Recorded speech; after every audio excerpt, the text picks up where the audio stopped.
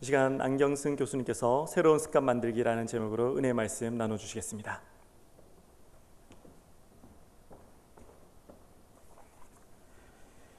네, 한국 출신의 야구 선수가 활동하고 있기 때문에 여러분이 가끔 듣게 되는 미국 프로 야구팀 다저스라고 하는 야구 구단이 있습니다. 이 팀의 특별 고문 직책을 맡고 있는 토미 라소다라고 하는 사람은 이 다저스 소속으로 선수로 감독으로 행정가로서 거의 70년 가까이 일하고 있습니다. 야구가 시작되면 늘 경기장을 지킵니다. 그는 다저스를 상징하는 푸른색을 자신에게 빗대어서 내 몸에 푸른 피가 흐르고 있다라는 말을 했습니다. 자기는 다저스하고는 뗄래야 뗄 수 없는 사람이고 야구가 자신을 살게 하고 가슴 뛰게 하는 가장 중요한 근원이라고 하는 것을 강조한 표현일 것입니다. 여러분은 어떠십니까? 나를 움직이게 하고 뛰게 하는 여러분은 어떤 피가 흐르고 있습니까? 이 답변과 관련해서 하나님의 자녀인 신자는 해야만 하고 또 할 수 있는 고백이 있습니다. 우린 예배자의 피가 흐르고 있다는 것입니다. 우리는 예배자로 빚어졌기 때문에 본성상 그렇습니다. 하나님께서는 그분이 빚어 만든 인간이 예배를 통해서 동기가 부여받고 매일매일 움직이며 살게 하십니다. 예배를 통해서 만나게 되는 하나님, 그분의 성품, 그분의 목적, 그걸 통해서 삶의 의미와 목적을 이끌어내며 살아가게 만들어 주셨습니다. 여러분, 모든 인간은 하나님의 피조물이고 그렇기 때문에 그 사람이 신자이든 신자가 아니든 모두 무언가를 예배하게 되어 있습니다. 모든 사람이 예외 없이 무엇인가를 예배합니다. 만드신 분의 기획 의도 때문에 인간이 하는 모든 일은 예배를 표현합니다. 단지 차이점은 그 사람이 무엇을 혹은 누구를 예배하느냐 그 차이만 있습니다. 예배의 대상에는 대표적으로 세 가지가 있습니다. 첫째는 하나님께 합당한 예배 드립니다. 최고의 그리고 마땅히 그리고 유일하게 해야 할 선택입니다. 그런데 둘째가 있습니다. 다른 어떤 것을 섬깁니다. 그리고 셋째는 나를 예배합니다. 내가 그냥 내 마음대로 살고 싶습니다. 정직한 편은 내가 하나님이 되고 싶습니다. 내가 원하는 삶을 내가 살기 원하고 내 자신을 내가 섬깁니다. 세상에는 무신론자가 없습니다. 그렇게 만들어지지가 않았습니다. 하나님을 섬기지 않으면 나 자신을 포함한 어떤 것을 무언가를 섬기게 되어 있습니다. 하나님 대신에 여러분 숭배의 대상이 된다고 하면 우리는 신앙 안에서 우상이라고 하는 얘기를 많이 접해봤습니다. 다른 종교의 전을 찾아서 절도 하고 어떤 신상 밑에서 복을 빌거나 무슨 부적을 붙여놓는 그런 것이 그려집니다. 근데 그것만이 우상은 아닙니다. 수많은 것들이 예배의 대상이 되기 때문에 그렇습니다. 실제로 내가 원하고 내가 사랑하는 것, 그것이 예배의 대상이 됩니다. 사람은 자신이 사랑하는 것을 예배하지 않을 수 없습니다. 내가 사랑하는 것, 내가 갈망하는 것, 그것이 나를 움직이고 내 욕망이 나를 지휘합니다. 어떤 것에 대한 열정적인 사랑은 그것에 충성하게 하고 그것을 위해 행동하게 합니다. 내가 원하는 그것에 내 시간과 힘과 내 관심을 집중합니다. 결국 내가 하는 일과 그걸 하는 방식은 무엇인가를 섬기려고 하는 내 마음을 드러내줍니다. 예수님이 대화라고 하는 스타일 속에서 질문을 가끔 던지셨습니다. 우리 주님께서 몰라서 또 무료해서 그렇게 질문을 던진 것은 아닙니다. 질문 속에는 사실 많은 것이 담겨져 있습니다. 우리의 이런 갈망을 꿰뚫어 보시는 우리 주님이 아주 통찰력 있게 이렇게 질문하십니다. 요한복음 1장에 너희는 무엇을 구하느냐? 요한복음 21장에는 너희가 무엇을 원하느냐? 너희가 무엇을 사랑하느냐? 네가 나를 사랑하느냐? 이에 대한 대답과 관련해서 오늘 읽은 본문은 사람들의 아주 정직한 실제 모습을 담고 그려주고 있습니다. 바울은 말세에 고통하는 때가 이를 거라고 이야기합니다. 이미 말세는 오래전에 시작되었고 이 말세의 종착지를 향해 치닫고 있는 지금 여기 이 시대가 종말의 시대상을 조금 더 분명하게 보여준다고 할 수 있습니다. 특별히 오늘 본문은 말세를 설명하면서 그 주된 내용을 그 속에서 살아가는 사람들의 모습이 어떠한가 하는 것을 보여줍니다. 자기 사랑으로부터 시작해서 19가지의 구체적인 표현으로 그려주고 있습니다. 시대가 종말로 가까워지면 질수록 사람들이 이런 성향을 가진 사람들이 많아지고 그렇게 변해간다는 것입니다. 여기 등장하는 고통하는 때라고 하는 뜻은 거칠고 견디기 참 어렵고 다루기 어렵고 위험스럽고 위협적인 그런 의미를 가지고 있습니다. 신약 성경에는 이 단어가 오늘 본문 외에 마태복음 8장에 사용되고 있습니다. 가다라에 귀신 들린 사람의 상태를 묘사하면서 저희는 심히 사나워서 아무도 그 길로 지나갈 수 없다. 여기서 사납다라고 표현된 말이 오늘 본문에 고통하는 때와 같다. 이 단어와 같은 의미입니다. 다시 말해서 말세의 날을 지나가면서 그 날이 참 견디기 쉽지 않고 대항하기 쉽지 않은 고통스럽고 위험스러운 날들이 될 것이라는 것입니다. 그런데 하나님의 관심은 그 험악한 말세의 때를 살아가고 있는 사람들의 모습이었습니다. 사람들의 성향을 말하고 있고 그들의 갈망과 사랑을 구체화시켜서 설명하고 있습니다. 자기를 사랑하고 돈을 사랑하고 쾌락을 사랑하고 자만하고 교만하고 사납고 사랑이 없다고 얘기합니다.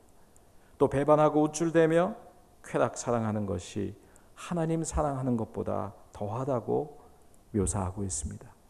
자기를 사랑하는 그러지 않는 사람이 어디 있겠습니까? 또 자기를 사랑하는 것이 무슨 문제가 되겠습니까? 그러나 오늘 본문에 보니까 이후에 추가적으로 묘사되는 용어들을 통해서 보면 자기 사랑이 너무나 쉽게 건강하지 못한 방향으로 갈 수 있다는 것을 알게 됩니다. 그래서 비슷한 의미의 뜻이 자만, 교만, 자랑, 우쭐, 자기 사랑의 또 다른 얼굴로 표현되고 있습니다. 그래서 다른 성격 번역본에서는 자기를 사랑하며 라고 하는 말을 철저히 자기 중심적이며 라고 하는 말로 풀어놓고 있습니다. 특히 이 자기를 사랑한다는 것이 그 후에 열거되는 여러 모습들의 뿌리가 됩니다. 그렇게 여러분 읽으면서도 그렇게 좋아 보이지 않는 모습이 철저히 자기 중심성의 불가피한 결과라고 하는 것을 보게 됩니다. 자기를 사랑하는 사람이 돈과 쾌락을 사랑하게 된다는 것도 알게 됩니다. 고통하는 때에 고통의 그 뿌리이자 그리고 결과 자기 중심적으로 자기만 사랑하며 결국 자기를 예배하는 것입니다. 그 결과 돈과 쾌락을 예배하는 사람이 많아진다는 것입니다. 본문에 대해서 한 성경 주석가가 이렇게 통찰하며 해석합니다. 전반적으로 볼 때 여기 묘사된 사람들에게 근본적으로 어렵고 잘못된 것은 그들의 사랑이 잘못된 방향으로 가고 있다 하는 것입니다. 열개동 표현 가운데 4가지가 사랑과 같이 밀접하게 연결되어서 표현하고 있습니다.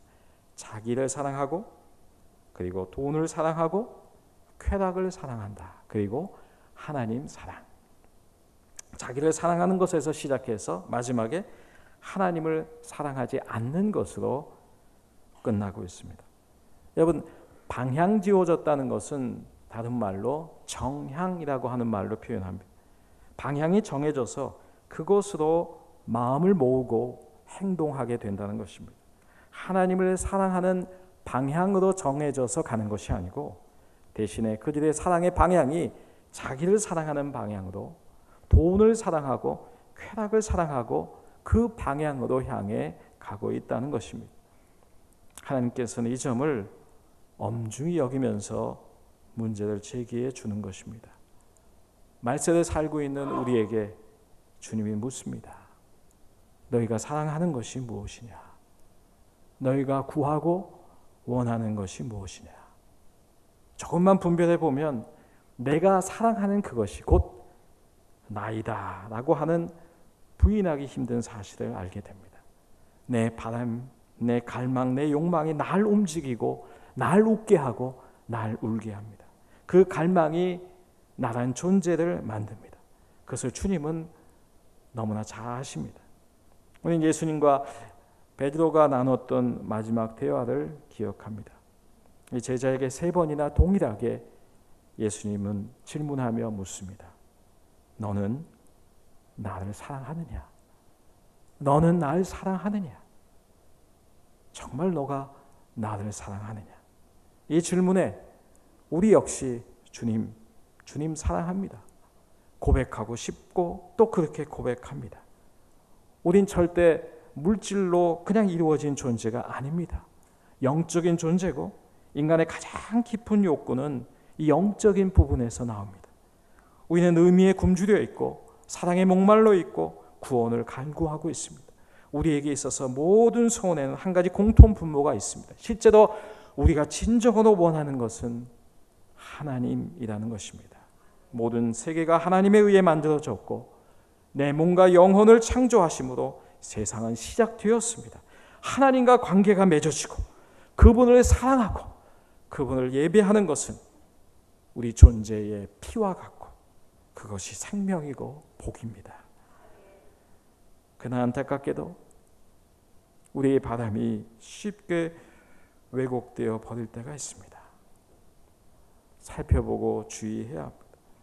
한 신앙인은 이러한 우리의 연약한 한계를 그림자 욕구라고 하는 말로 이름 붙였습니다. 하나님 피조물이고 신앙을 가진 하나님 자녀가 하나님이 주신 목적과 받은 은사에 따라서 하나님 나라의 보탬을 두는 그런 삶을 살 수 있습니다. 그런데 동시에 우리가 그림자를 가지고 내 본성과 내 이기심을 좇으며 살아가고 있는 것도 있다는 것입니다. 그림자 욕구에 따라서 사는 것입니다. 광명한 빛 앞에서는 내가 말하고 쫓아가려고 하는 고백과 가치가 있습니다. 그런데 그림자 욕구는 그것을 거부하는 행동이고 생각을 갖는 것입니다. 죄를 가져오게 하는 숨겨져 있는 마음, 문제를 희석하려고 하는 마음, 우리 안에 있는 혼란스러운 욕구입니다. 여러분, 누구든 이웃을 해하거나 가족을 저버리는 그런 폐류나 사이코패스 같은 사람이 되고 싶지 않습니다.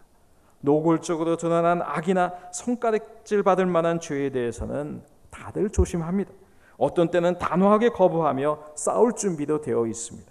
그러나 조금은 유치하고 어두운 내 그림자 욕구는 나한테 그런 것이 있다 하는 것조차 부인하며 빠져들게 합니다. 예수님이 말씀하신 어리석은 부자 이야기에 그림자 욕구가 등장합니다. 주님은 모든 탐심을 물리쳐라 말씀하시고 비유로 그 말씀을 풀어주십니다. 한 부자가 밭에 소출이 풍성해서 큰 창고를 짓고 미래를 대비해 많은 물건을 쌓아둡니다. 잘 살아보자. 이제 먹고 마시고 즐겁게 사는 것이 좋은 거지. 한 신약학자가 이렇게 이 구절을 해석했습니다. 어리석은 부자는 단순히 행복한 은퇴 생활을 준비하기 위해서만 욕심 부렸던 것이 아닙니다. 그의 가장 어리석은 모습은 바로 곡식을 쌓아두는 것으로 자신의 본질적인 문제가 해결된다고 믿었고 그는 가득 찬 창고를 교회 삼아서 예배를 드리고 있었습니다. 욕심이 예배의 대상이 된 것입니다. 더 갖고 싶은 그림자 욕구가 그냥 보통 문제가 아니라는 것입니다. 그래서 주님은 탐심, 욕심, 엉뚱한 것에 대한 사랑을 조심하라고 하십니다. 우리가 두 주인에게 예배할 수 없다고 말씀하십니다. 예수님은 또 잔치에 손님을 초대하는 사람의 비유 역시 들고 계십니다.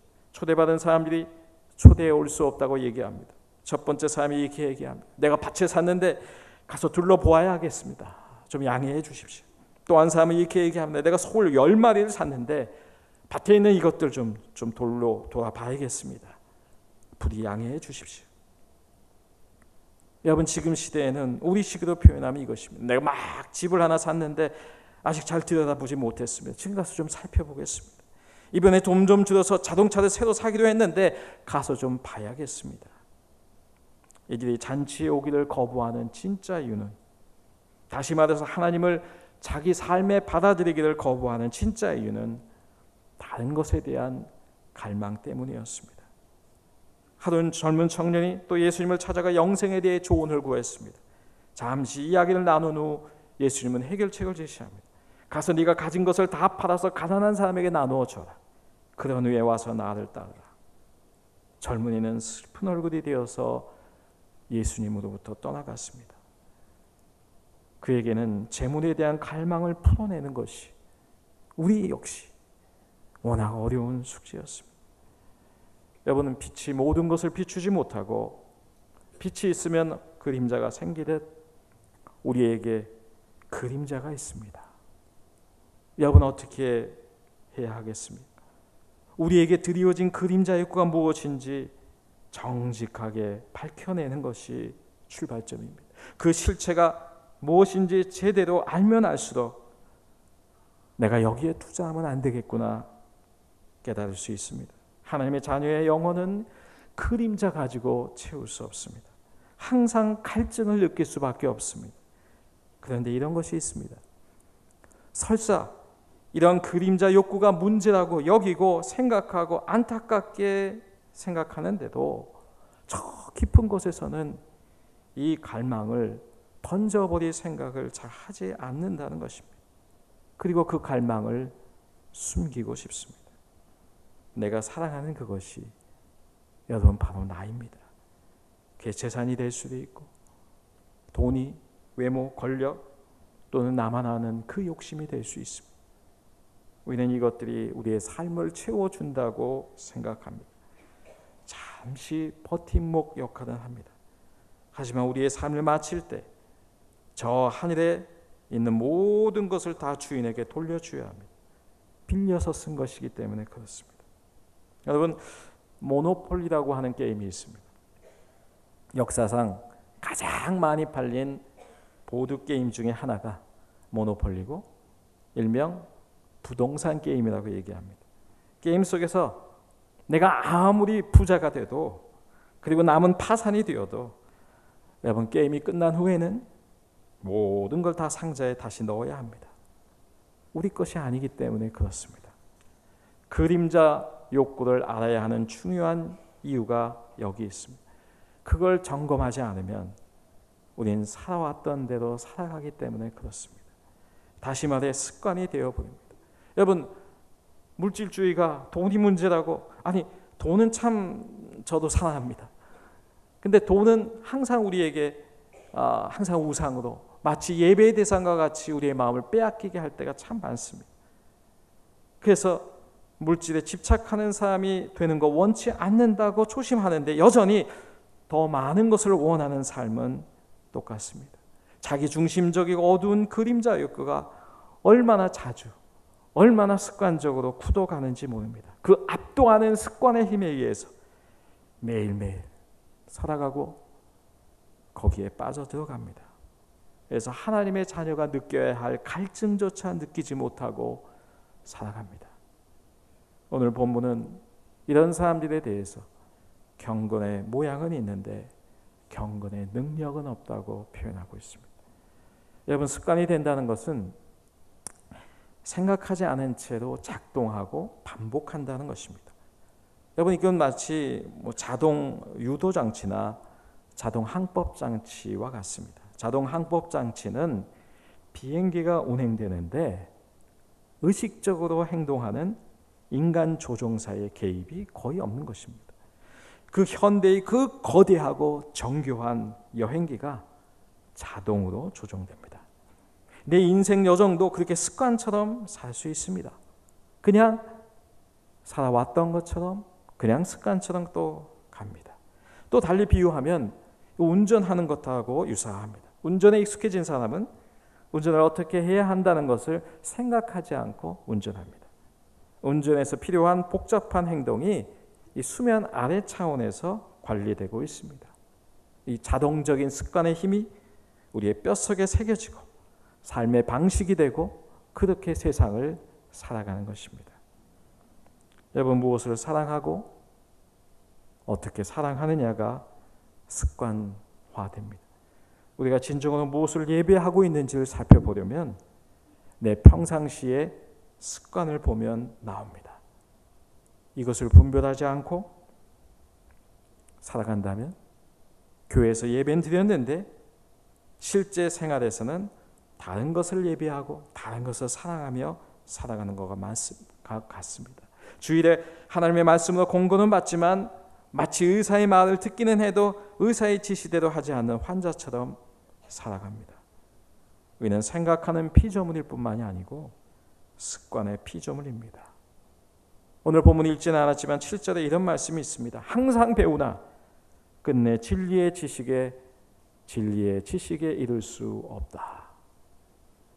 잘 배우고 많은 지식의 보고를 가지고 있는데 절제도, 인내도, 삶도 잘 쫓아가지 않는다는 것입니다. 유혹이나 내 마음의 실제 우상은 나쁜 생각이나 잘못된 선택으로만 시작되는 것 아닙니다. 오히려 그동안에 이러한 왜곡된 형성 과정을 거쳐서 잘못 자리 잡은 습관의 문제인 경우가 참 많습니다. 히브리 기자는 이것에 대해서 무겁고 얽매이기 쉬운 것이라고 덫의 개념으로 표현하고 있습니다. 이러므로 우리에게 구름같이 둘러싼 허다한 증인들이 있으니 모든 무거운 것과 얽매이기 쉬운 죄를 벗어버리고 인내로서 우리 앞에 당한 경주를 하며 내가 갈망하고 사랑하는 것이 무엇인지 찾고 힘들지만 정직하게 한번 드러내보고 그것이 우리 안에서 어떻게 습관이 되었는지 알아야 합니다. 절대 만족을 줄 수 없음에도 불구하고 우상을 갈망하고 목말라 해서 반복해서 그것을 찾고 있다는 사실을 알아야 합니다. 시간이 지날수록 활동 관성으로 인해서 반복되어서 매달리고 있는 그런 경향도 보입니다. 그 일이 더 이상 쓸데없어도 그렇습니다. 자신의 건강이나 영적 상태에 도움이 없는데도 그렇게 할 때가 있습니다. 우리가 크게 주목하지 않는 습관 중에 여러분 텔레비전 시청도 포함됩니다. 부부가 서로 대화하는 시간보다 3배 이상의 시간을 텔레비전 시청에 쓴다고 합니다. 어떤 조사에서는 부모는 하루에 3시간 TV를 시청하고 쇼핑에 1시간을 쓰는 반면에 아이들과 놀아주는데 10분 남짓 사용한다고 합니다. 또 어떤 분은 너무 분주합니다. 옛 속담에 사단이 너를 악하게 만들지 못하면 대신 너를 바쁘게 만들 것이란 말이 있습니다. 분주함에 익숙해져서 하나님께서 인도하시는 생명의 삶을 놓칩니다. 실제로 삶을 좌지우지하는 것은 일상적인 것입니다. 조용히 이루어지는 행동들입니다. 그 종류가 너무 많고 매일같이 하다 보니까 별것 아닌 것처럼 보이기 때문에 쉽게 여깁니다. 그러나 그렇지 않습니다. 내가 가장 중요하다고 말하는 내용과 실제로 시간을 쓰는 대상과의 간격이 일상에서 나타나게 됩니다. 어떤 분은 참 안타깝게도 습관의 일부가 깊어져서 중독에 빠지는 사람도 있습니다. 중독은 힘든 습관의 문제 정도가 아닙니다. 많은 것을 실제 삶에서 온통 빼앗아 버립니다. 흔히 4대 중독이라고 하는 인터넷, 도박, 알코올, 약물 외에도 게임이나 스마트폰이나 쇼핑 그런 중독들이 점점점 늘어가고 있습니다. 중독의 경계선을 넘나드는 사람들, 그들 역시 많은 시간과 에너지를 거기에 투자합니다. 중독을 즐기는데도 시간을 쓰지만 그것에 대해서 상상하며 거기에 빠져서 들어가는 시간, 그걸 위해서 뭔가 돈을 구하는 시간, 거짓말을 숨기기 위해서 애쓰는 시간, 후회하는 데 드는 그런 시간까지 다 포함해서 엄청난 시간을 빼앗아 버립니다. 하나님께서는 우리가 습관의 피조물임을 아십니다. 우리가 잘 알지 못하는 갈망에 의해서 움직이고 있는 것도 아십니다. 그래서 우리 도와주길 원하십니다. 우선은 그 갈망이 무엇인지 알고 내 삶에 어떤 영향을 주는지 보게 하십니다. 보고 그것이 더 이상 영향을 미치지 못하게 해야 합니다. 우리의 갈망을 다스리고 벗어나기 위해서 하나님께서는 우리가 연습하라고 얘기하십니다. 여러분, 이런 연습도 도움이 됩니다. 오늘로 충분하다. 지금 내가 가진 것, 그것이 내 집이든 내 소유든 생활 수준이든 이미 충분하다고 고백하는 것입니다. 게임이 끝나면 모두 걷어서 상자에 넣어야 하는 그런 것인데 오늘 충분하다고 고백하는 것입니다. 그리고 더 나은 것을 쫓아 살도록 애쓰는 것입니다.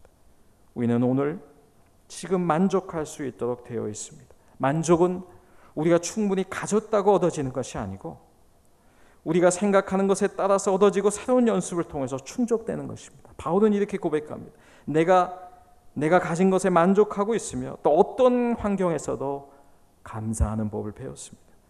가난을 이겨낼 줄 알고 부요함을 누릴 줄도 압니다. 배부를 때나 배고플 때나 넉넉할 때나 궁핍할 때나 어떤 형편에 처해서도 기뻐하고 즐거워합니다. 만족을 배우는 연습으로 여러분 이런 표현도 좋습니다. 지금보다 더 나쁠 수도 있지. 말해보는 것입니다. 여러분 혹시 차를 가져오신 분이 계십니까? 돌아가는 길에 이제 내 차를 보면서 더 좋은 차를 가졌으면 참 행복할 텐데 생각할 수 있습니다. 네, 오늘 차를 타고 가시면서는 이렇게 생각해 보십시오. 지금보다 더 나쁠 수도 있지. 여러분 집에 가서 집에 들어갈 때 더 좋은 집을 가졌으면 더 행복할 텐데 생각이 들 때가 있습니다. 오늘만큼은 집에 들어가면서 이렇게 말해 보십시오. 지금보다 더 나쁠 수도 있지. 여러분 결혼하신 분이라면 지금보다 더 멋지고 더 부자인 배우자였다라면 더 행복할 텐데 라고 정말 아주 드물게 생각할 수 있습니다. 근데 오늘 저녁에 배우자를 보면서 이렇게 말해 보십시오. 지금보다 더 나쁠 수는 있지. 근데 아시다시피 절대 주의사항이 있습니다. 배우자에 대한 이 말은 속으로 해야 합니다. 그리고 큰 소리로 하고 싶으시면 이보다 더 좋을 수는 없다 이렇게 얘기하셔야 됩니다. 더불어 항상 점검해야 될 연습은 우선순위를 정립하는 것입니다. 우리의 삶이 중요한 것에 초점을 맞춰서 살고 있지 못하면 삶에서 뭘 털어버려야 할지 모를 수밖에 없습니다. 내 삶을 가장 중요한 것에서 멀어지게 만드는 잘못된 우선순위를 털어버려야 합니다. 나를 잡아매는 어떤 덫에서 벗어나도록 힘써야 하고 그러면서 하나님께 우리가 부요하도록 힘써야 합니다. 나의 올가매는 것을 벗어버려야 합니다. 더불어 새 습관과 삶의 방식이 자리 잡을 수 있도록 우리가 애써 노력하는 것입니다. 여러분 예수님의 길을 따르면서 우리가 예수님의 생명을 누리게 됩니다. 우리 주님을 먼저 구하면서 주님의 그 넉넉하게 채워주시는 것도 경험하게 됩니다. 이런 비유로 정리할 수 있습니다. 여러분 유리로 만든 단지 얘를 한번 그려보시기 바랍니다. 아직 잘 안 그려지시죠? 쉽게 생각하면 여러분 매실 같은 거 담글 때 쓰는 단지 한번 생각해 보십시오. 근데 그 단지에 채워야 할 것이 두 가지가 있습니다. 한 4개 정도의 테니스공 그리고 한가득한 모래가 있다고 그려보시길 바랍니다. 여러분 어떻게 채우는 게 다 채울 수 있습니까? 모래를 먼저 한가득 부은 상태에서 테니스 공을 집어넣는 것은 무척 어려울 뿐 아니고 많이 넣지도 못할 것입니다. 그러나 테니스 공부터 넣어봅니다. 그리고 나서 모래를 천천히 부으면서 빈자리를 채웁니다. 그럼 훨씬 더 많이 채워집니다. 여러분, 여기서 유리 단지는 내가 살며 채워가야 할 내 인생, 그걸 의미합니다. 모래는 살면서 해야 할 많은 일들, 아니 더 정확하게 표현하면 내가 생각하기에 꼭 해야 하는 일들, 그리고 습관처럼 해왔던 그런 일들 얘기합니다.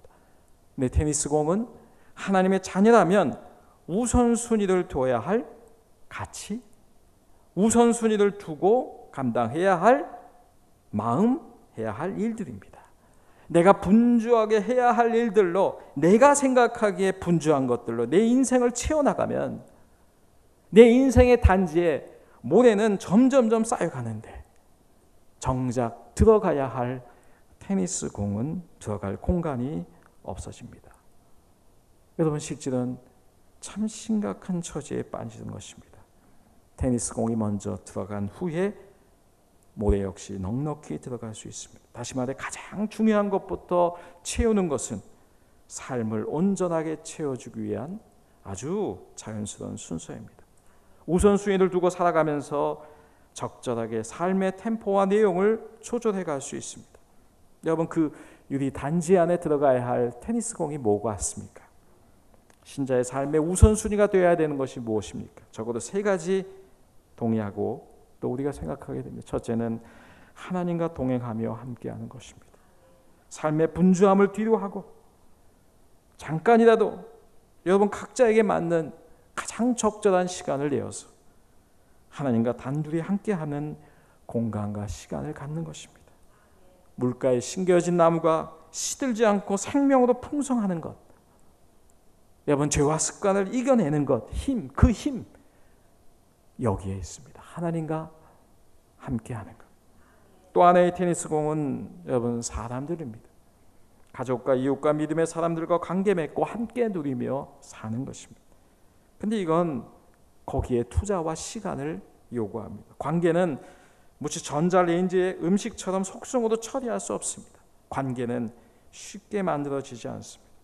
하나님의 인생 항아리에 너무 많은 일들로 가득 차 있습니다. 그러면 사람들에게 별로 시간을 쓰지 못합니다. 상처난 사람, 어려운 사람, 힘든 사람을 돕지 못합니다. 예수님은 인생의 목표를 분명하게 얘기하십니다. 너희 주 하나님을 온 마음과 영혼과 힘을 다해 사랑하고 이웃을 사랑하라. 네 몸과 같이 사랑하라. 정말 중요한 것은 하나님과 사람이라고 얘기하십니다. 또 하나의 테니스 공은 소명입니다. 우리가 이 땅에 사는 동안 조금이라도 하나님이 기뻐하는 가치를 보태는 삶이 되었으면 합니다. 바울은 디모데에게 이렇게 얘기합니다. 내가 갈 때까지 읽는 것과 권하는 것과 가르치는 것에 힘써야 합니다. 네 속에 있는 은사를 가볍게 여기지 말고 잘 사용하십시오. 하나님께서 나에게 주신 은사를 잘 개발하고 내 재능과 관심을 가지고 이웃과 세상을 도울 만한 선한 일을 하라고 하는 것입니다. 지금 있는 이 자리에서 하나님의 부르심의 소명을 시작하는 것입니다. 자신이 속한 이웃과 일터에서 주변 사람들에게 좋은 소식이 되는 것이고, 주님의 제자는 더 자비롭고 더 진리에 충실하며 모든 이의 축복의 통로가 되어야 하는 것입니다. 우리가 살면서 내 갈망과 내 습관으로 삶을 채워버려서 혹 테니스 공에 들어갈 자리가 없었는 건 아닌지 생각해 보시기 바랍니다. 지금처럼 살다 보면 가장 중요한 것에는 시간이 내줄 자리가 없는 것은 아닌지 여러분 질문해 보시기 바랍니다. 여러분, 이 문제가 그렇게 별것 아닌 것 같기도 하고 마음 먹으면 할 수 있는 것처럼 보이기도 합니다. 그러나 우리에게 가장 큰 위험은 바울의 표현대로 세상을 본받기 너무나 쉽다는 것입니다.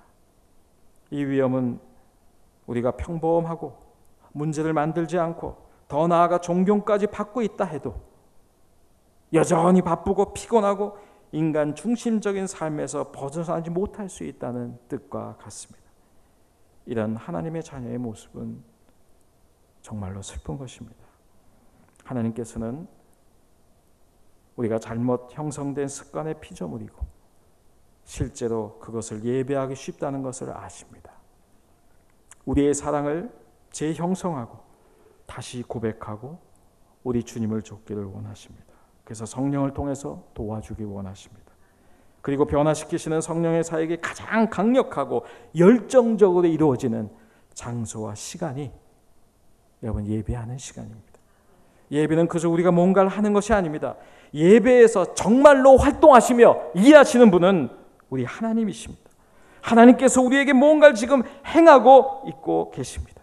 예배를 통해서 하나님께서는 우리 마음을 다시 조성하기를 간절히 원하고 계십니다. 내 사랑의 대상과 내용을 새롭게 만들길 간절히 원하고 계십니다. 우리의 갈망이 뭔지를 다시 정립하고 우리의 목마름을 다시 훈련하라고 여러분 촉구하고 계십니다. 그분은 우리가 그리스도로 옷 입는 법을 배우도록 지금도 우리 안에서 활동하고 계십니다. 예배는 새로운 삶의 방식을 배우고 새로운 습관을 도전받고 그것을 실천하는 여러분 일종의 체육관과 같습니다. 여기서 진정한 예배자의 삶이 시작되는 것입니다. 여러분 정리하겠습니다. 이제 일주일의 삶이 또 우리에게 시작됩니다. 예배자의 삶을 이어갈 수 있으시길 바랍니다. 여러분이 정말 사랑하고 갈망하는 그것이 무엇인지를 살피시고 혹 그동안 살아왔던 내 신앙의 내 삶의 모습이 다시 한번 점검하며 혹 하나님보다도 더 사랑하는 것, 사실은 하나님보다도 더 관심과 시간과 내 힘을 쏟았던 것은 없는지 살펴볼 수 있길 바랍니다. 그래서 이 예배를 통해서 예배자의 삶, 예배자의 피가 이 예배당을 떠난 후에도 우리의 삶에서, 우리의 습관에서, 우리의 생각에서, 우리의 만남에서 흘러 넘칠 수 있기를 간절히 축원합니다. 기도하겠습니다. 하나님, 주님 사랑합니다. 우리 아버지 사랑합니다. 이 고백이 이 예배당을 떠나고 일상의 삶으로 돌아가는 모든 순간순간에도 이어지게 하시고 고백하게 하시고 그렇게 행하고 실천하며 주께 영광 돌리게 우리를 주님 붙잡아 주시옵소서. 예수님 이름으로 기도 올립니다. 아멘.